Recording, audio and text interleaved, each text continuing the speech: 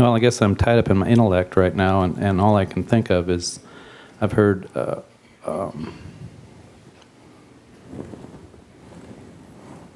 Well, come back when you're awake. Okay.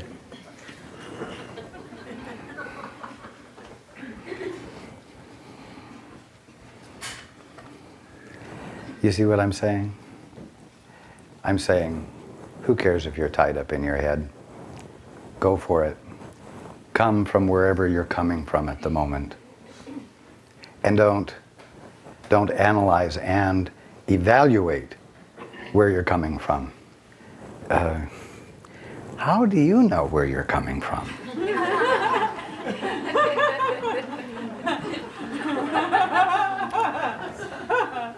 You do know, regardless of how it's managing to be formulated in order to be expressed, you know there is a movement of curiosity. Let it come out however it will come out. And don't any of you wait to talk to your guidance until you're not coming from your intellect. You'll be stuck in your egg cartons forever.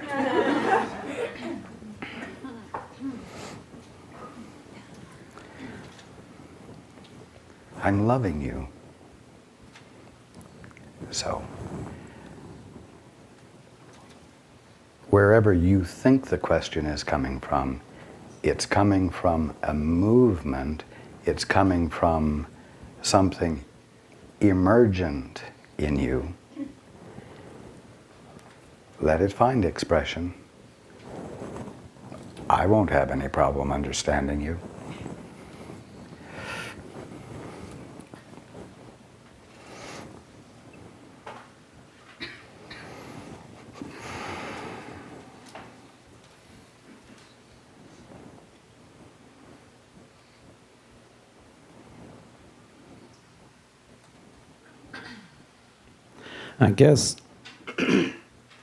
I guess my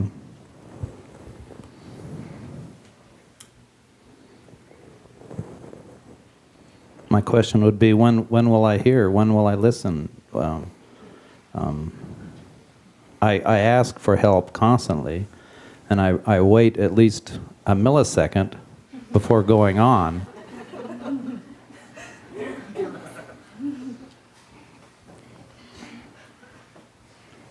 And I've heard that a lot of this would be coming in as a feeling, and I can't attach anything to that. I have to hear, I have to be able to verbalize, at least at this moment in time.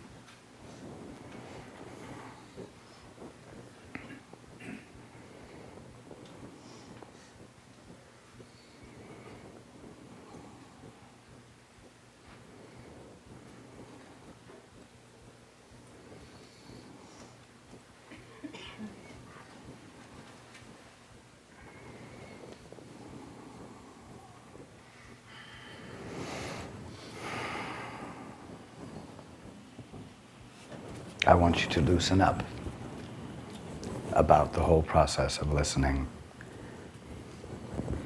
It is true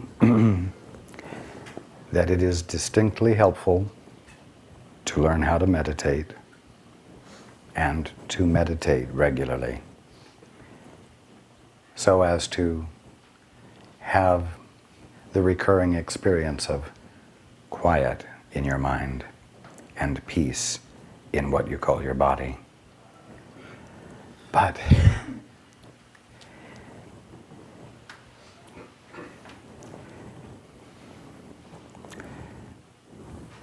the shell of self-definitions which each of you have built around yourself, thinking that that was your task in this life, is permeable. What is on the inside of the shell is the real you, and what is on the outside of the shell is all the rest of the real you.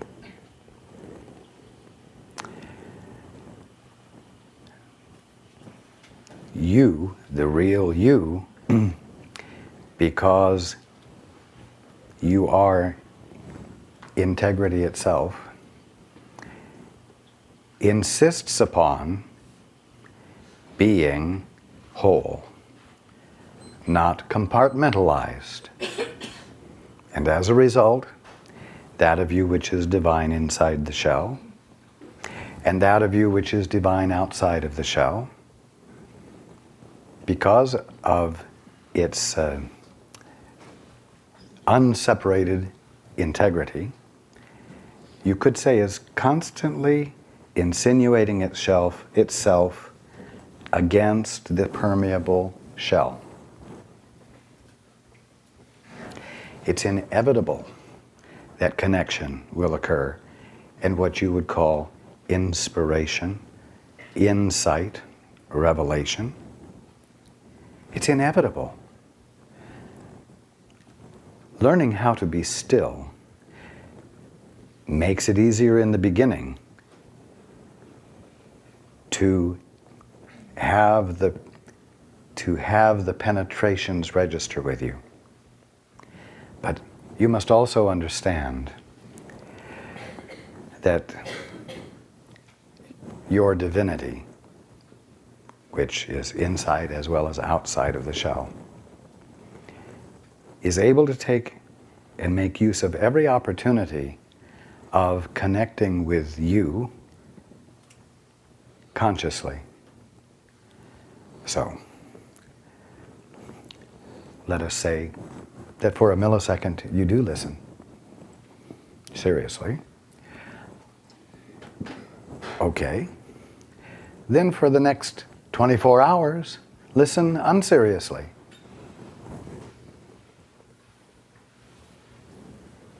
Your enlightenment might come from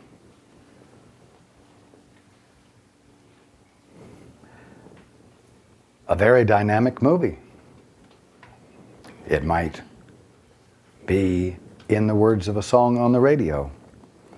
It might be in the smile of somebody that you look at and who smiles at you. Loosen up, because your divinity has the means of registering what you need to know with you in uniquely creative ways.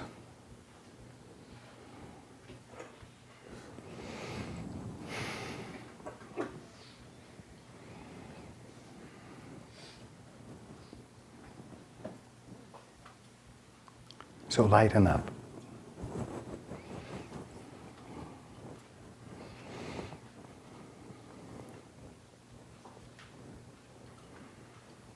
That's the end of the answer. You're welcome.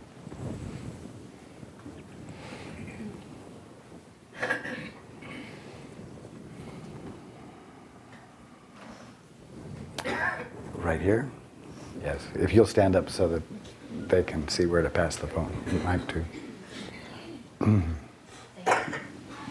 I've been listening to your tapes that Clarice Fete gave me, and so I've written down a number of questions, but Pick one. yeah, all right.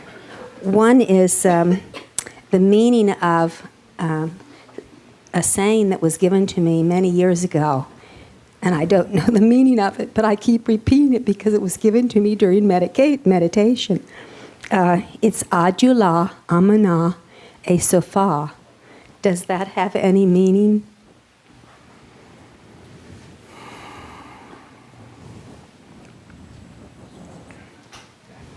Pick another question.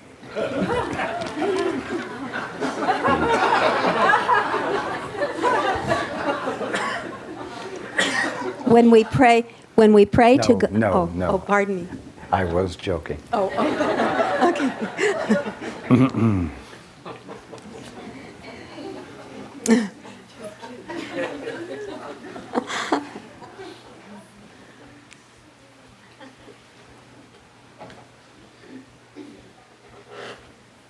It does not have a translatable meaning. It has a function, I'll put it that way. When you say it,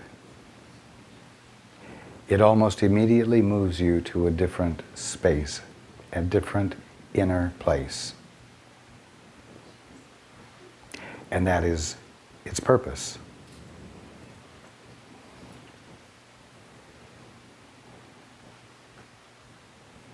It triggers a spontaneous movement into a place of greater peace and receptivity.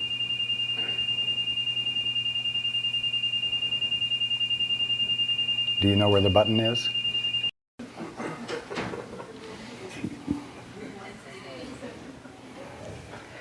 Next time you come, don't go to the bathroom.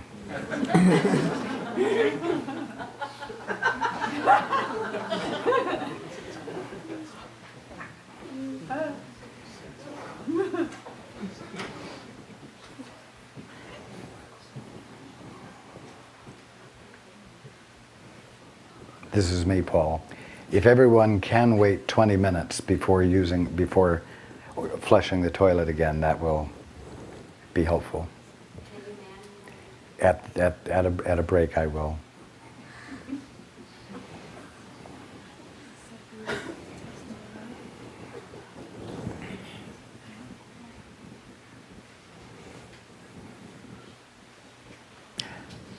Now you can share the question you began to ask, the second question.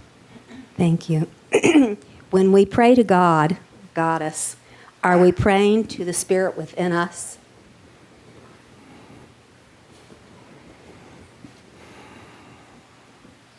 I hope not. Only because when you say within you,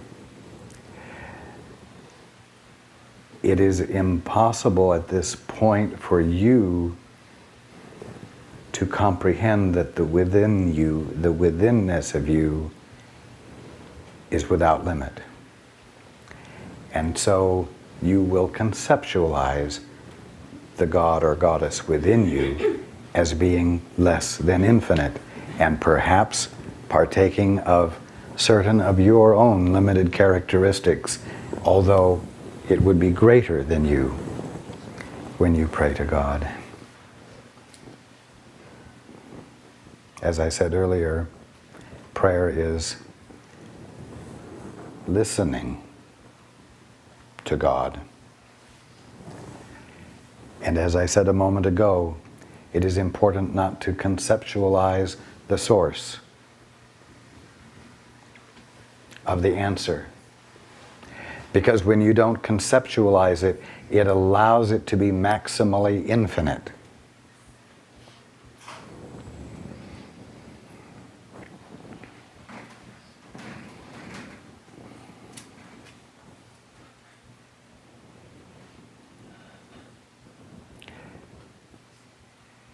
When you are praying to God, when you are listening for God's voice, you are listening for love's voice. Capital L, love's voice. The voice of divine love, which you cannot imagine, but which you can feel as a result of listening for it. It will infill you.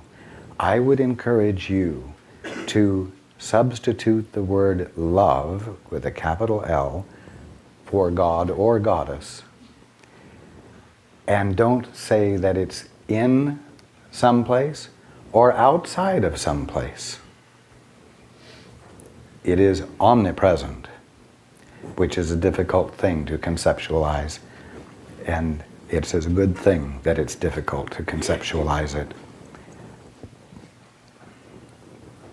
God is love. Love that loves you.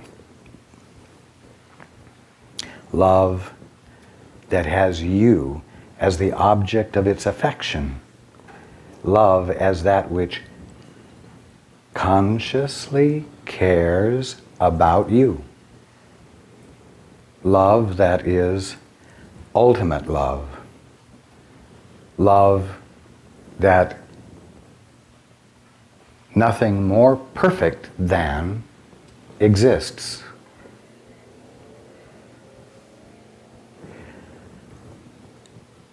Because you are the object of its affection, it draws you toward the experience of itself. And as you allow yourself to be drawn toward it by listening for it, you find ultimately that its reason for drawing you toward it was to dissolve all sense of limitation that you might be experiencing that's blinding you to the Christ that you really are, to who you are in your total sanity. It's drawing you to wake up. It's drawing you to let yourself be so filled with it that you cannot imagine or describe two of you any longer.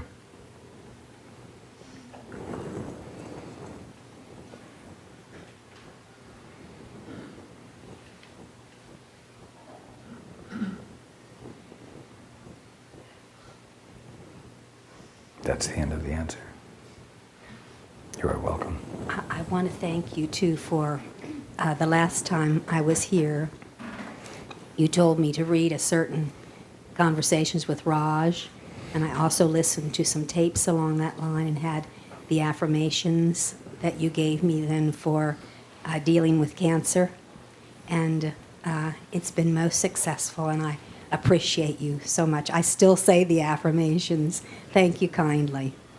You are welcome. You are welcome. Hands.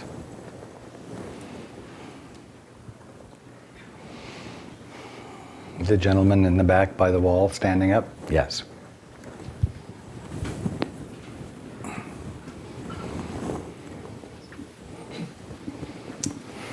Good afternoon, Raj. Good afternoon. Did you hear that? Oh, that's There better. you go. Yes. I'd like to ask about integrity. I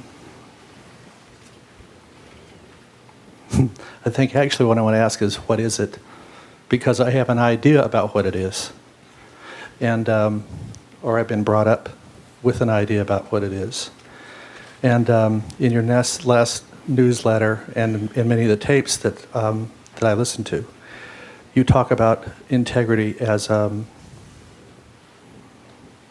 say, my own personal integrity as a being. And I feel like that I don't know actually what that is, and I'd like you to speak to that.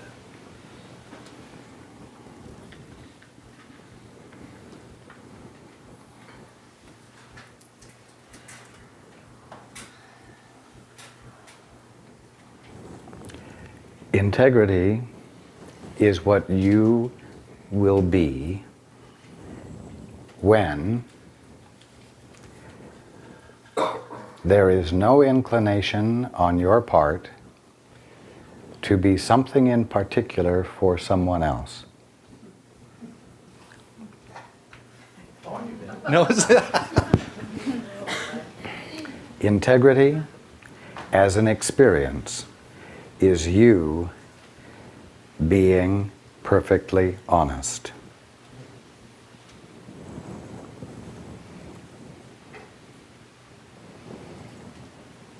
Now, if you're upset, you are not in a place where you can be perfectly honest. So, honesty will never be a matter of saying, "You dirty so-and-so, you're out of my life forever." Even though that might seem to honestly express what you're feeling.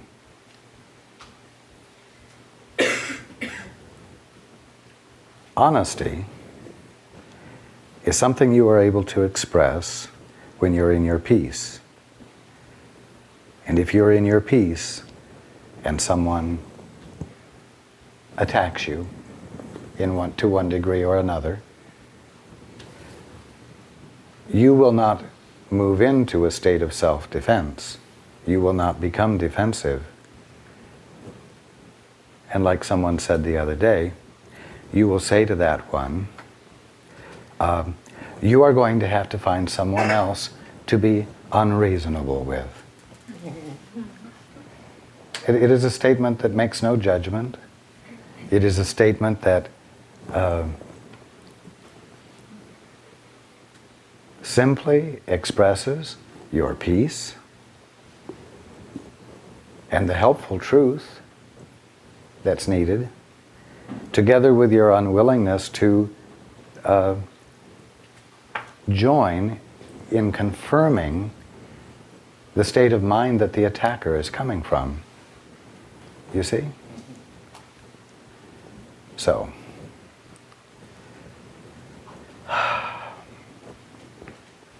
everyone tries to live up to someone's expectations. You try to live up to parents. You try to live up to your boss's expectations.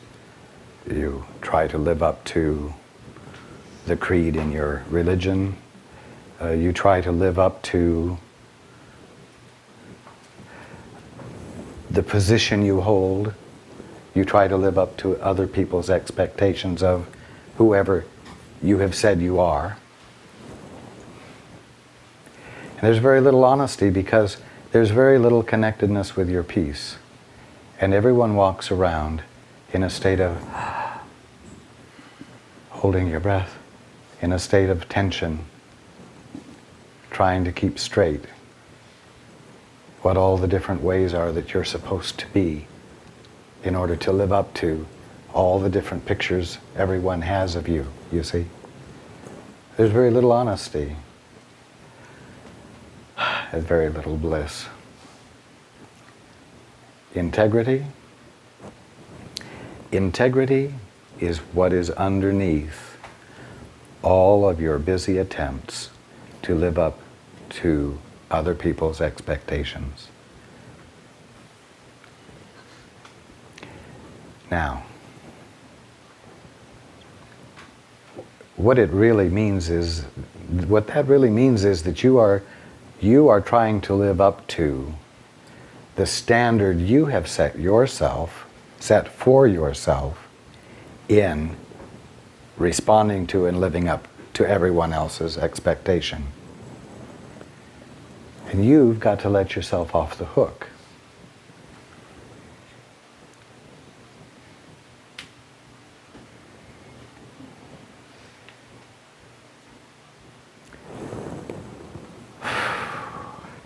You've got to dare to find that when you aren't being competent in holding the image together, that what will be there in the piece of you that you're experiencing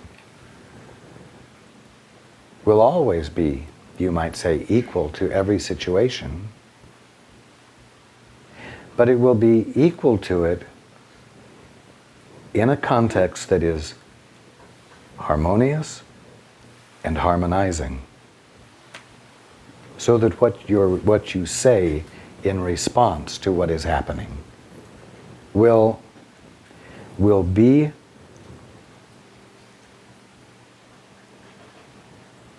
benign, but illuminating, without your having to try to be an illuminating presence. Paul, right now, as Paul, is being totally incompetent. He's not trying to be anything. And that's why I can talk about him and he's not becoming self-conscious. You see, how he appears to everyone else is meaningless, you see. And as a result, in the peace, integrity can find expression that specifically answers your question in a way that has meaning for you. So you won't become meaningless, but the meaningfulness will arise out of the integrity that you're not responsible for, an integrity that you haven't nurtured or created or developed or finessed into a certain means to control your world, you see? And so you will be in a way that's harmonious and harmonizing. It's what's there when you let who you think you are be totally incompetent and you don't try to engage it. You see?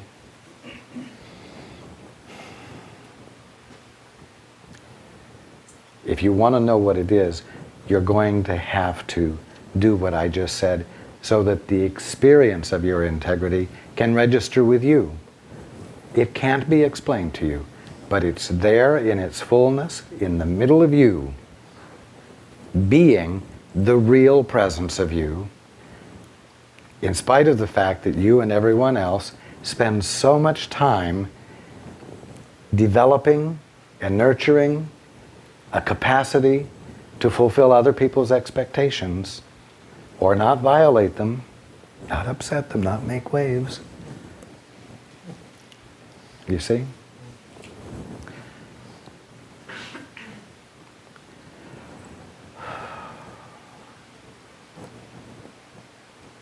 To borrow a phrase from Maharishi, when you do less, you accomplish more.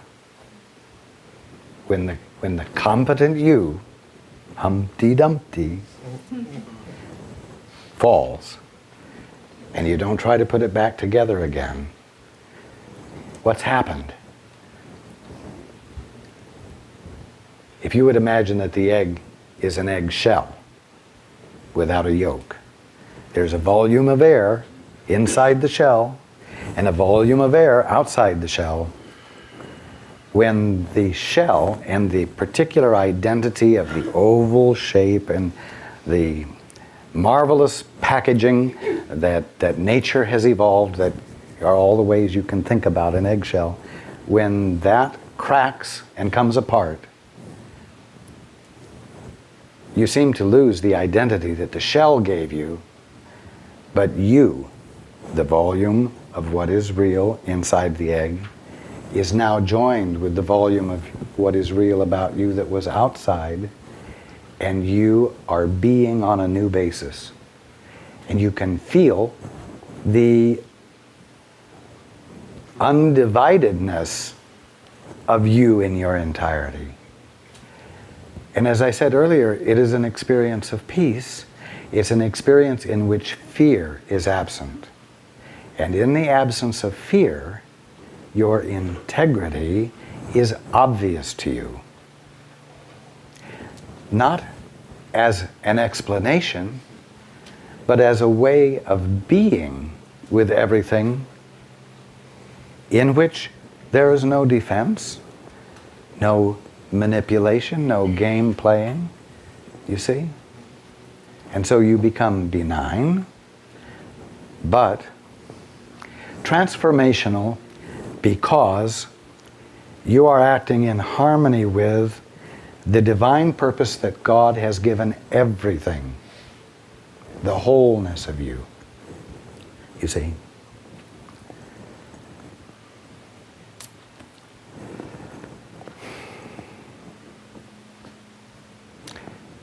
For a nation of doers, what I'm saying is a hard thing, because you want something you can take hold of that will help you do things better.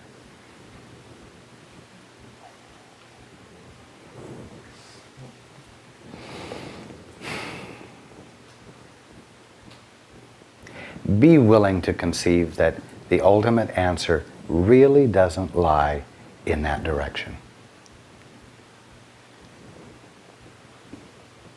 Of being able to take the truth and get a handle on it so that you can make a better life for yourself.